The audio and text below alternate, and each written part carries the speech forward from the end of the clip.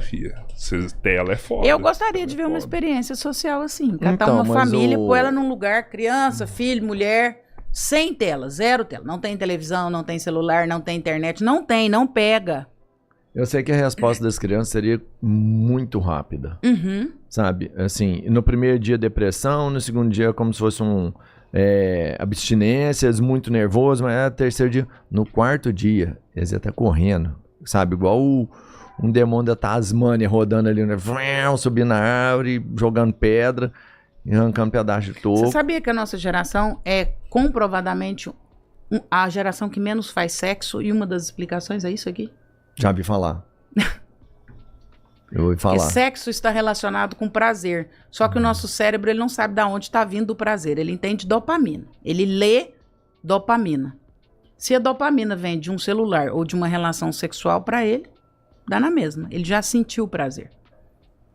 Mas então seria, não dá pra usar o termo. Eu tenho certeza que você ia... um negócio que é muito rápido, isso aqui, rápido, toda hora ele tá tendo. É isso mesmo. Só que aí você busca são outro. várias. Só que você tem um pico de dopamina, ela cai, você busca outro. Você tem um pico, ela cai, você busca... Por isso que você fala assim, gente, tem 3 horas que eu tô aqui vendo Reels, nem vi. De nada.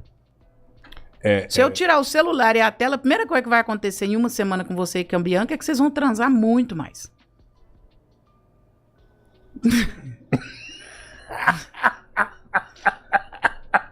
Te garanto. Eu te garanto. Você não vai ter o que fazer, ué? Lembra aquela piada antiga que a gente, quando o velho e a velha tinha muitos filhos, 10 filhos, você falava assim, sua casa não tinha televisão, não? A televisão foi o primeiro substituto, talvez, então, né? Porque tinha esse ditado, assim, uma piadinha, né? Nossa, o tanto filho não tem televisão. Porque aí era o que sobrava, era... Mas é que, na verdade, o celular, ele te dá dopamina de uma forma que você não precisa gastar tanta energia para adquirir essa dopamina.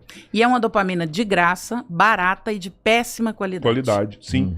Eu lembro, assim, quando a gente era jovem, molecote, era dificílimo você conseguir sexo, né? Porra, você tinha que trabalhar ali meses e meses e meses. Não era uma coisa fácil, não vinha né? ser uma proposta de namoro oficial, não. Hoje, um tempão. Você precisava ter uma relação. Você precisava ter uma relação. Você precisava de uma conquista. Você precisava lutar. Você precisava buscar isso daí. Era difícil. Você precisava se relacionar. Você precisava gastar muita energia pra conseguir aquilo ali. Hoje não. Hoje tudo tá no celular ali. Você vê pornografia, dopamina. A hora que a dopamina para de vir, você troca. Você vai pra outra, você troca, você vai pra outra. E você não precisa gastar energia. E aí é uma dopamina ruim, barata e de péssima qualidade. Olha a dopamina do sexo. Quando você tem um orgasmo, você vai ter um nível... O seu cérebro vai para um nível de dopamina, você recebe uma dopamina de excelente qualidade, apesar do pico durar pouco tempo, mas ela é de tanta qualidade que ela promove um relaxamento e dificilmente nas próximas horas ou dias você vai querer outra. Ela é de tanta qualidade que ela te joga para esse movimento que se você... Não sabia. Olha essa dopamina aqui. É pim, pim, pim, pim. É uma dopamina muito ruim. Então é como se você pudesse comprar, sei lá, 2 energéticos e tem aquele bem chulim, que não vale nada, e tem o super energético, que você bebe ele e fala, nossa, que realmente fez diferença. Vou fazer viagem o sexo, o cinema. Outro dia eu fui assistir Michael Jackson com os meus filhos. Falei, gente, que delícia. Quanto tempo eu não vinha num cinema? O ir no museu, o assistir um show, o ter uma conversa boa, ele te dá uma dopamina de qualidade. Essa dopamina dura e causa um nível de relaxamento em você que você vai demorar a precisar de outra pico, outra dose.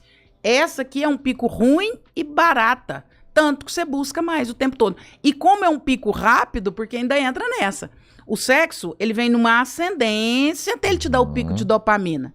Então ele vem devagar. O seu cérebro dá tempo de se adaptar à quantidade de dopamina que você vai receber ali. Isso aqui é uma dopamina rápida. Tum! A próxima você precisa de tum-tum. A próxima, tum-tum-tum. Igual cocaína. Tá. Você usa uma dose, aí ela fez efeito. Você vicia uma semana. Daqui 3 semanas, aquela dose já não faz efeito nenhum. Você precisa de uma dose mais um pouquinho. E daqui, só vai aumentando. Porque é uma dopamina de péssima qualidade. Então, o seu cérebro se adapta rápido, só que agora ele gostou daquele prazer. E agora ele te pede aquele prazer, só que agora você precisa de mais para alcançar o mesmo prazer. Aí daqui 3 semanas você precisa de mais para alcançar o mesmo prazer. Você levou aqui seu cérebro para um platô de prazer. No sexo, como isso é uma ascensão, isso vai mais devagar, o seu cérebro se acostuma com uma dose boa, saudável, e que, salvo algumas compulsões, enfim, você vai ter uma necessidade ainda um tempo muito maior de buscar o sexo. É só você perceber o nível de relaxamento depois de uma relação sexual. A gente às vezes brinca, fala, se a casa pegar fogo, arrisca você morrer queimado, não ter perna para levantar, né? Perceba o nível de relaxamento dessa dopamina. Essa aqui, muito pelo contrário, ela não te relaxa, ela te excita. Entendi. É como se fosse E ainda tem um outro fator muito, muito importante, que é da atividade física.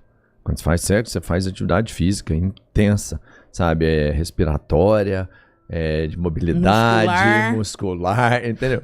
É como se fosse o atleta. O atleta, quando ele vence uma prova também, ele tem um pico de dopamina gigantesco. Mas é o que você falou, ele vai sendo preparado, vai sendo construído. Depois você nem vai... No atleta mais ainda, né? De satisfação e também de duração, né? Do prazer. E é tão engraçado. Mas você entende? Isso, hoje atividade nós física, postamos alguma coisa sobre isso, sobre a Copa, né? 52% das pessoas estão absolutamente desinteressadas da Copa de 2026. Quantos? 52% das pessoas. No Brasil ou mundial? No Brasil. Zero interesse. Mais da metade? Ninguém vai pintar a rua igual era antes? Elas vão se motivando à medida que for acontecendo, mas a psicanálise explica isso. É porque quando você vai tendo muita decepção sobre um fator específico, você não cria expectativa. Então é engraçado porque, percebe como que a gente vai abrindo mão de alguns prazeres. Acontece a mesma coisa com o sexo, isso é triste, isso é um tabu, a gente não fala muito sobre sexo e deveria falar. Sexo é um hábito extremamente saudável. É muito louco quando você pensa que a nossa geração é a geração que menos faz sexo na história. A gente que está em consultório, assim, era avassalador as queixas relacionadas à relação sexual no casamento. Não, a gente passa 3 meses sem fazer. Não, é 6 meses sem... Nossa, meu marido não tem um pingo de interesse. Nossa, eu procuro, meu marido nunca quer. Às vezes o inverso, o homem... Mas era assim, eu tô pra te falar que dos casos vinha com essa queixa. 95%? Nos casamentos. 95% de casamentos vinham com esta queixa. A queixa sobre relações sexuais. E os medicamentos não dão um suporte pra isso, não? O medicamento dá um suporte pra ereção, mas ele não dá suporte pra cá, né? Não, quando não há desejo, quando não há vontade, quando não há espaço. Porque o problema da ereção você resolve. Agora você não resolve o problema do ter espaço. Nessa relação há espaço para sexo? Há desejo? A gente se deseja? A gente olha um pro outro e sente vontade de estar junto, de se tocar, de querer estar junto um com o outro? Esse não tem remédio que resolve, né? Uma paciente minha um dia falou, doutora, claro, esse não é meu lugar, mas eu fazia isso porque eu sou uma estudiosa. Doutor, se eu trouxer meus exames de testosterona, a senhora dá uma olhada? Eu falei, claro, eu não sou especialista nisso, mas eu te encaminho para ginecologista, mas eu olho. Você quer que eu olhe? Aí eu olhei, ela falou, você acha que eu devo fazer reposição hormonal? Falei, eu acho que a reposição hormonal, você acha que ela vai resolver? Se a médica meter testosterona em você e você ficar com muita vontade de transar, como é que você vai resolver isso? Ela falou, eu nunca tinha pensado. Isso é até um problema. Porque se o problema for testosterona, está fácil. Se o problema for tadalafila, também está fácil. E quando o problema é quando os dois não se reconhecem mais? E quando o problema é quando os dois não sentem desejo mais? E quando o problema é quando os dois adormecem na frente de uma televisão e não tem tempo um para o outro mais? E quando o problema é quando o corpo do outro já não gera mais química, já não gera mais desejo, já não gera mais vontade? Como é que você resolve isso? Não tem tadalafila e texto que resolve. Vale a pena resolver isso? Ou é melhor mudar? O que você pensa? Eu acho que vale a pena. Eu sou muito apaixonada por famílias. Eu acho que família é uma célula máter da sociedade. Eu acho que se existir solução, a gente precisa correr atrás. É possível, assim? Eu acredito. Tem solução? Eu acredito, muito. Parece que é um vaso que tá quebrado, assim, né? Eu não sei se vale a pena você colar os cacos, porque sempre vai estar trincado. Precisa olhar por que esse vaso tá quebrado. A gente não deseja mais, a gente já não se deseja. Vamos entender o que tá acontecendo e vamos rasgar essa ferida? Você não deseja ela mais por quê? Você não acha ela mais bonita? Ser sincero, doutora, você vê, eu malho, ela tá assim, ela não se cuida, o corpo dela não tá bonito. O que você tem para falar para ele sobre isso? Você acha que você pode melhorar? Você quer melhorar? Você quer que seu esposo olhe pro seu corpo e sinta desejo? E é conversar sobre, assim, é ser adulto.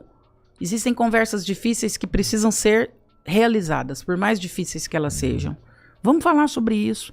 Porque assim, é tão difícil desfazer um casamento, ainda mais quando tem filho envolvido, é muita coisa, é muito trampo. Vale a pena? E aí eu volto naquele lugar. As pessoas te assediarem muito, isso mexe comigo? Não mexe, porque assim, é trampo. Você vai mudar de CPF. Você vai ter outros problemas em outro lugar. Esse aqui não tem esse problema, mas ele tem os outros problemas. Então, se puder reformar essa casa aqui, essa casa ficar aconchegante, vamos reformar. Então, as pessoas querem soluções muito rápidas. Solução rápida para o emagrecimento, solução rápida para a ereção, solução rápida para a ausência de desejo. Tá, beleza, nós vamos resolver isso. Você quer que resolve? Vamos resolver. Seu problema é testosterona, eu vou te dar. Mas como diz um amigo meu que é médico, ele fala assim, tem mulheres que se eu colocar muita testo nela, eu vou estar dando um patinete pro Saci.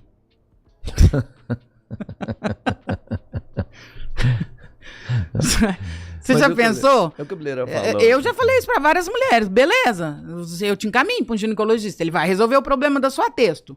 E você vai ter homem em casa que vai dar conta do seu desejo? A relação de vocês comporta se você quiser ter sexo todo dia? Mas o Cabeleira falou o seguinte, a pergunta dele foi, vale a pena consertar ou vale a pena mudar?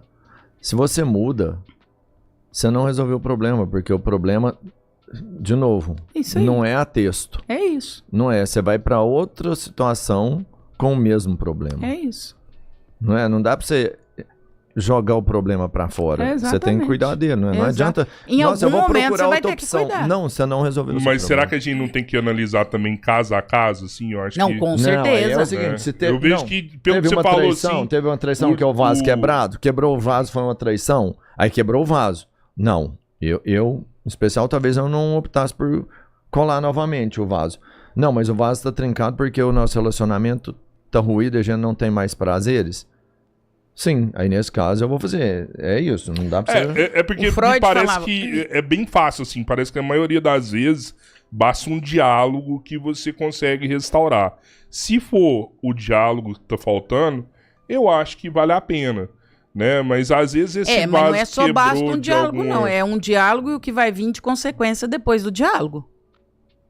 O que vai mudar depois. Porque né? depois que o outro te entrega alguma coisa, você vai ter que ver o que você vai fazer com isso. Porque se a gente tem uma conversa densa e o meu esposo diz, olha, eu vou te ser sincera, já que nós estamos aqui numa terapia de casal e você pediu, eu não sinto desejo pelo seu corpo, porque você mudou muito desde que a gente casou. Você ganhou muito peso, ou sei lá o que. Aí agora eu preciso fazer alguma coisa com isso que eu recebi. Então, assim, não é um simples diálogo, por isso que conversas difíceis são complicadas. Porque quando eu abro uma caixa, vai sair muita coisa daí de dentro. E agora o que eu vou fazer com isso? O Freud falava uma coisa, eu falava isso muito no consultório. O Freud falava uma coisa fantástica. Ele dizia assim: o sexo, quando é bom, não significa nada no casamento. Quando ele é ruim, ele significa tudo. Eita, doideira. O sexo é importante no casamento? Eu falava, se for bom, não. Ele só faz. Ele Só é parte soma. do casamento. Quando ele é ruim, ele é 80% do casamento. Sexo é importantíssimo. Segundo a Abraham Maslow, na pirâmide de Maslow, o sexo está aqui embaixo, nas funções vitais. É tão importante quanto fazer xixi, quanto evacuação, quanto hidratação, quanto sono. O sexo está aqui, ó, embaixo. Caraca. Ué. Tá bom. Sabe o que eu tava pensando? Nossa, o tanto que eu durmo pouco. Tem que compensar com outras atividades, né? Eu durmo pouco. Eu falava isso muitas vezes em treinamento, aí eu achava ótimo. No final dos treinamentos, o zombinho falava, doutor, a senhora podia me prestar a foto dessa pirâmide aí pra eu mostrar pra minha esposa? Tá lá na pirâmide de Maslow. Hidratação, nutrição, sono e evacuação. E sexo. É função vital, igual beber água. André, você falou de... Você já percebeu que no consultório muitos não sabem o que é um sexo bom? A grande maioria. Que às vezes tem, assim, e a pessoa acha que tá tudo certo. A né? grande maioria. E sexo também não é sobre quantidade. É sobre qualidade. Sexo é uma das relações mais profundas entre dois seres humanos. Mais profundas. Nem com seu filho você tem esse nível de profundidade. Um entra dentro do corpo do outro. Já parou pra pensar nisso? É um nível de troca extremamente profundo. Tem um mestrado de uma psicóloga da Unicamp que ela fala de quantas trocas, inclusive emocionais, acontecem em relações sexuais e o quanto é perigoso você sair tendo sexo com várias pessoas. Trocas, inclusive, emocionais.